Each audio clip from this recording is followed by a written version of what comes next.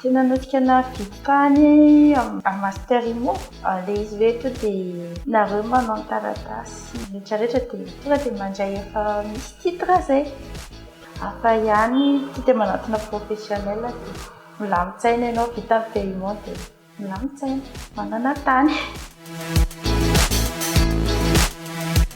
Fiaraha-miasa aloha nafinaritra tena nafinaritra sady hita mihitsy hoe professionnel zany azonay tsara daholo hoe inavy ny étape dia aiza ho aiza zao ny étape dia inona manaraka rehefa antsoina koa dia mandray foana ny master imo manome vaovao hoe amin'ny dingana zao tsika amin'ny dingana zao.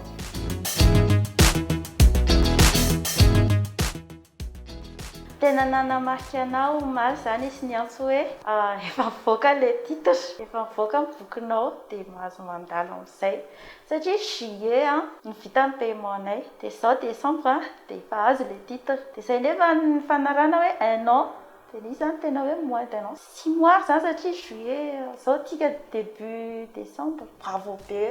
amin'ny équipe master imo fa tena efficace. Projet anay amin'ilay tany